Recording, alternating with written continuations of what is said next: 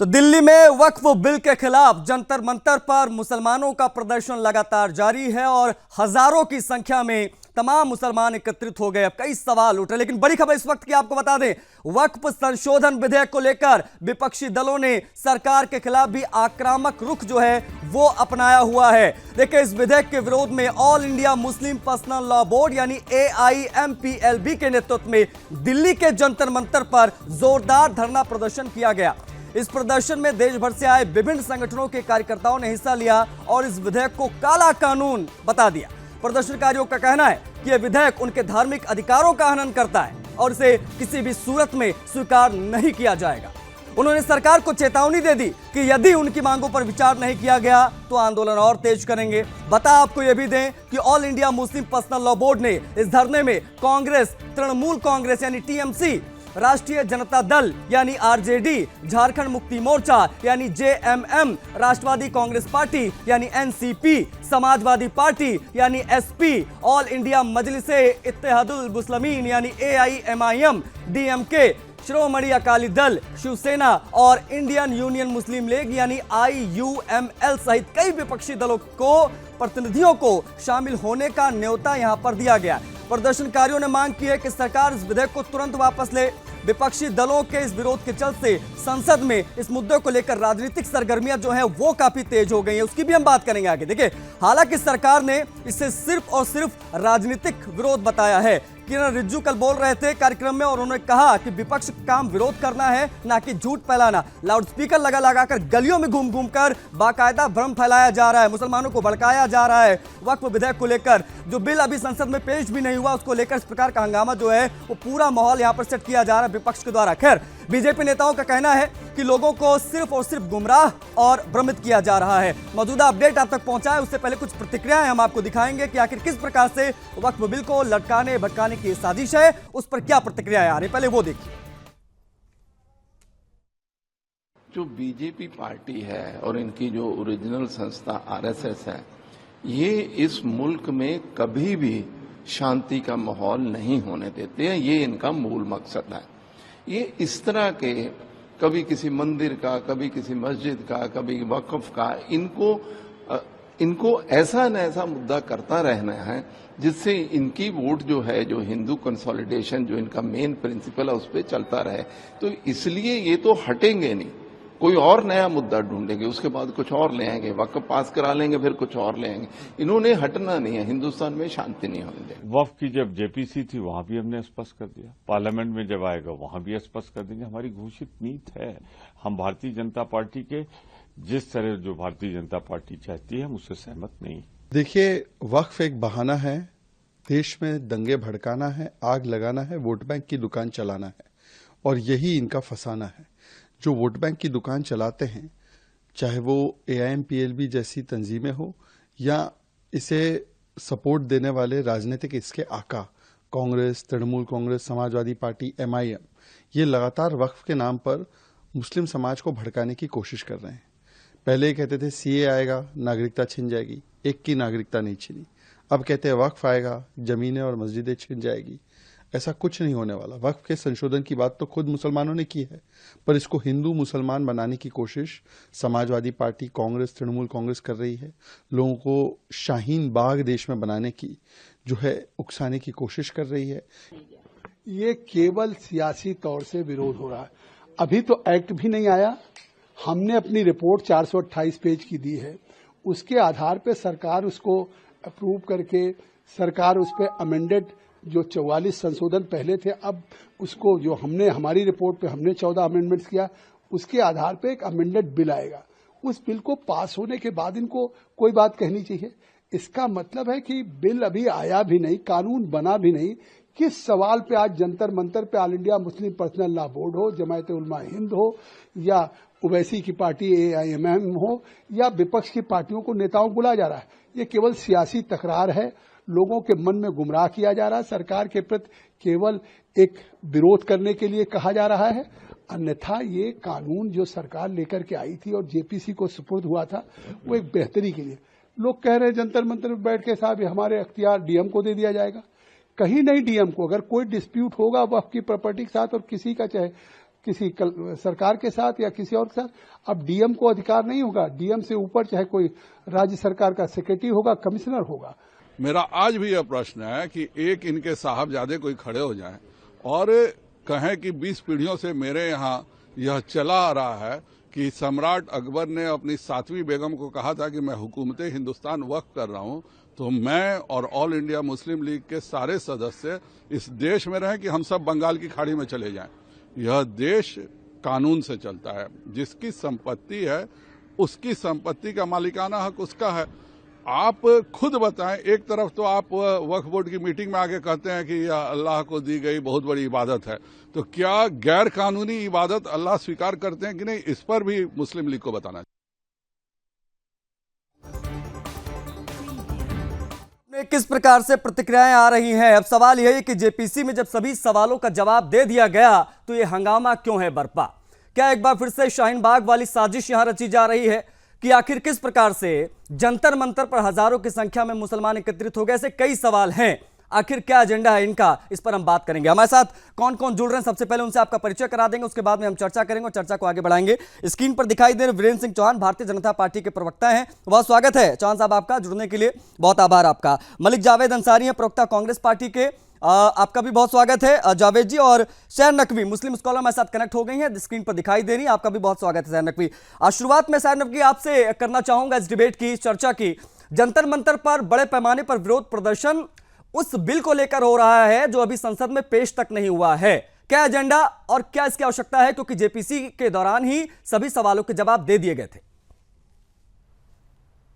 जी देखिए, सवालों के जवाब तो अभी संसद में भी उठेंगे, ये भी पता है कि अभी मत भी पड़ेंगे, वोटिंग भी होगी, लेकिन इससे पहले ये एजेंडा क्रिएट करना और इस तरह से प्रोटेस्ट करना, पूरे देश के मुसलमान क्या शो करना चाह रहे हैं, मुसलमानों में क्या मैसेज देना चाह रहे हैं, मुझे ये नहीं समझ में आ रहा। लेकिन इस प्रोटेस्ट की, इस प्रदर्शन की अभी जरूरत नहीं, ये तो भड़काने वाली साजिश है। किसी को भड़का दीजिए कि आपके साथ बीजेपी गलत कर रही है, आपके सारे अधिकार छीन लेगी, आपकी मस्जिदें छीन लेगी, क्या छीन लेगी? क्या बिल की प्रतियां पढ़ी हैं? जितने लोग खड़े हैं उनको कानून के बारे में कुछ भी नहीं पता है। हाँ, जो सुप्रीम लीडर वहां पर बैठे होंगे, जो प्रोटेस्ट कर रहे हैं, उन्होंने ही बताई होगी कि हाँ ये चीजें छीन जाएंगी आपसे, आपके राइट्स छीन जाएंगे, आपके अधिकार छीन जाएंगे। तो एक तरह से वर्गला कर, किसी को उकसा कर, भड़का कर, भीड़ जमा कर देना, ये एक प्रदर्शन दिखाता है कि हम आपके खिलाफ है, सिर्फ प्रदर्शन कर रहे हैं। आपको नॉलेज नहीं है, आप नॉलेज के बेस पर बात नहीं कर रहे हैं। पूछ लीजिए, कोई मीडिया जाकर पूछे उन लोगों से कि बिल का कौन सा पैरा आपको पता है, किस पैरा का आप विरोध कर रहे हैं, कहां पर सही है। देखिए, गवर्नमेंट समय समय पर हमेशा से अमेंडमेंट करती रही है, बिल कोई भी पेश हुआ है उस पर संसद में मतलब चर्चा होती है, कुल जमा यही है, शहर नकवी की गुमराह करने की कोशिश यहां पर हो रही है। मलिक जावेद अंसारी भी हमारे साथ है, कांग्रेस पार्टी का पक्ष रखने के लिए आए हैं। अंसारी जी, आप लोगों की डिमांड पर जेपीसी भी बनी, जेपीसी में तमाम चीजें हमने देखी, ये पूरा लंबे समय तक सिलसिला चलता रहा।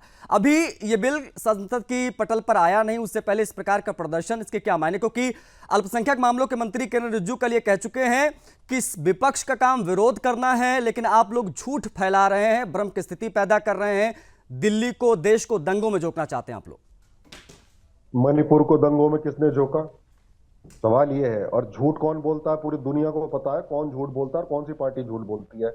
जेपीसी बनी, बिल्कुल बनी, 31 सदस्यों की जेपीसी बनी, जिसमें जो विपक्ष के लीडर थे उन्होंने 44 संशोधन पेश किए, जिसको जगदम्बिका पाल जी जो चेयरमैन थे उन्होंने एक भी स्वीकार नहीं किया। और बीजेपी के जितने 14 स्वीकार किए, 14, मैं करेक्ट कर दूं, अभी हमने बयान भी सुनाया, उन्होंने कहा अभी जगदम्बिका पाल साहब ने कि हमने 14 स्वीकार किए थे। वो झूठ बोल रहे हैं, उन्होंने तो डिसेंटिंग नोट भी नहीं रखे हैं, वो झूठ बोल रहे हैं। वही तो सारी लड़ाई है, झूठ और सच की तो लड़ाई है। संसद में भी कहा कि हमारे डिसेंट नोट नहीं रखे गए।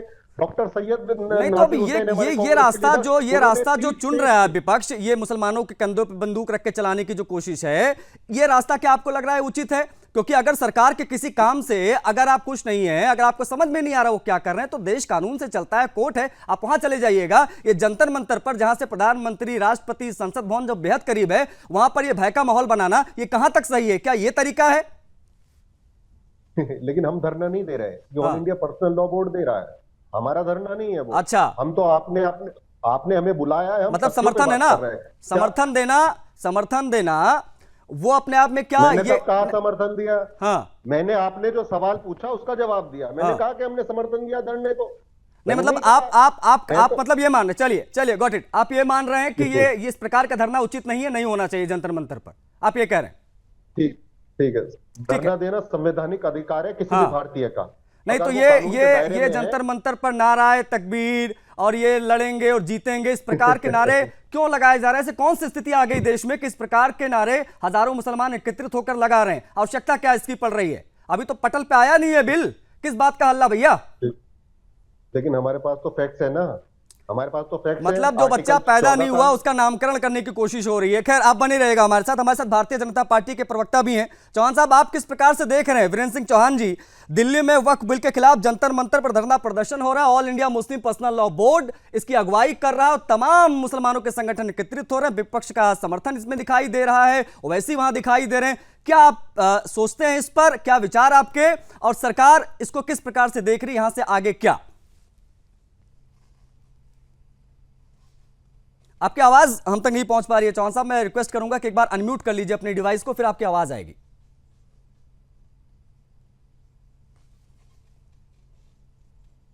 वीरेंद्र सिंह चौहान, आपकी आवाज हम तक नहीं पहुंच पा रही। एक बार अनम्यूट कर लीजिए प्लीज।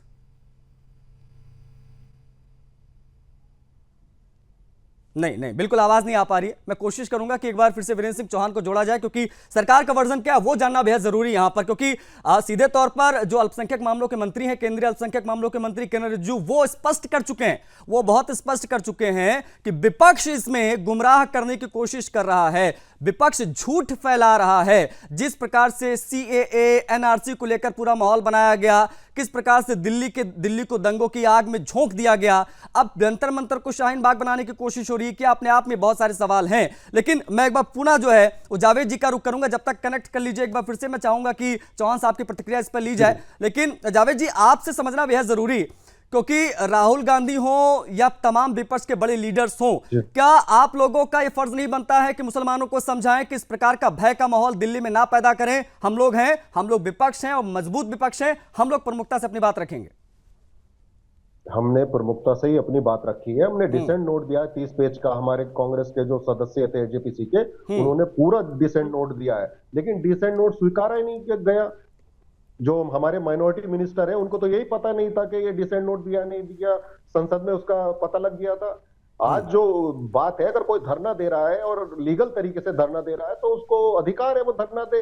लेकिन मैं तो तथ्यों पे बात कर रहा हूँ। ये शुरू से ही बिल जो है कॉन्स्टिट्यूशनल है। आर्टिकल 14, आर्टिकल 15 और आर्टिकल 19, 29। नहीं, बीजेपी का ये दावा, बीजेपी का, जावेद जी एक सेकंड, बस एक सेकंड, बीजेपी का ये दावा कि ये मुसलमानों के हित के लिए हम संशोधन कर रहे हैं, क्योंकि सर्वाधिक वैश्विक स्तर पर अगर हम देखें तो वाकई में जो सर्वाधिक जमीन है वो वक्फ के पास है। अगर वो वक्फ के जो जमीनें हैं वो सार्वजनिक कामों के लिए आए, लोगों की भलाई के लिए इस्तेमाल हो, उसमें गलत क्या है? बीजेपी का ये तर्क है। ये आपको कुतर्क कहां से लग रहा है? छोटा सा जवाब चाहूंगा। ठीक है, 20% मुसलमान है, उनके पास वक्फ की प्रॉपर्टी हो सकती है, तो 80% हिंदू हैं, तो उनके पास मंदिरों की ट्रस्ट की कितनी संपत्ति है, तो उनके उद्धार के लिए भी काम होना चाहिए। 80 करोड़ लोगों को जो राशन दिया जा रहा है, एक मिनट, आपको पता है ना कि ये जो 1954 में कांग्रेस पार्टी के समय में वक्फ इंट्रोड्यूस हुआ, क्या इस प्रकार का कोई हिंदुओं का भी बोर्ड है? क्या इस प्रकार के अधिकार जिस प्रकार से मुसलमानों को कांग्रेस पार्टी ने दिए 1954 में, क्या उस प्रकार के कोई अधिकार हिंदुओं को है क्या? नहीं है। आप बना दीजिए कानून। फिर वही बात हो गई, मैं चौहान साहब कनेक्ट हो गए। मैं छोटी सी प्रतिक्रिया चौहान जी की लूंगा। चौहान जी किससे बातचीत हो नहीं पाई। मैं जावेद जी, सॉरी टू इंटरप्ट, मेरे पास समय सीमित है। चौहान साहब, आप किस प्रकार से देख रहे हैं जिस प्रकार से मुसलमान इकट्ठा हो रहे हैं, जंतर मंतर पर प्रदर्शन कर रहे हैं, पूरा माहौल बनाने की कोशिश की जा रही है, डराने धमकाने की कोशिश की जा रही है कि अगर ये बिल वापस नहीं लिया गया तो हम ये कर देंगे, हम वो कर देंगे? प्रतिक्रिया आपकी। देखिए, महत्वपूर्ण बात यह है कि भारत एक प्रजातांत्रिक देश है। प्रजातांत्रिक देश में धरना प्रदर्शन करना, अपनी बात कहना, इसका सबको अधिकार है। मुसलमानों को भी अधिकार है कि वो वक्फ बिल में जो संशोधन प्रस्तावित है उनमें उनको अगर कुछ परेशानी है तो अपनी बात कहें।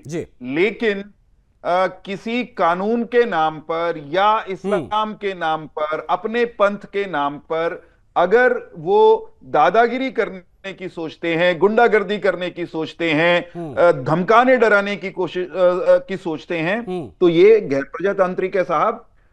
सरकार ने जो संशोधन बिल प्रस्तुत किया है, जो विचाराधीन है, दो बिल सदन के पास इस समय विचाराधीन है। एक 1923 के पुराने मुसलमान वक्फ कानून को रिपील करने का है और एक 1995 के कानून में संशोधन का है। ये दोनों के दोनों जो प्रस्ताव हैं, दोनों के दोनों जो विधेयक विचाराधीन हैं, ये वक्फ की जो प्रॉपर्टी है नहीं, बड़ी चीज ये है चौहान साहब कि अभी ये विधेयक है, अभी ये बिल, अभी ये कानून में कन्वर्ट नहीं हुआ है। अभी बहुत सारी चीजें ऐसी हैं जो आनी बाकी हैं, उसको लेकर अभी से माहौल बनाया जा रहा है। विपक्ष के ऊपर ये तमाम आरोप लग रहे हैं कि वो लोग झूठ फैला रहे हैं, भ्रम की स्थिति पैदा कर रहे हैं मुसलमानों के बीच। आप लोग जुड़े, आप लोगों का बहुत आभार। तमाम बातचीत के लिए आप सभी का शुक्रिया। ये बेहद महत्वपूर्ण विषय है, इससे जो भी अपडेट्स आती रहेंगी वो हम आप तक, यानी सुदर्शन न्यूज आप तक पहुंचाता रहेगा। जो भी अपडेट आएगी सबसे पहले आपको यही मिलेगी।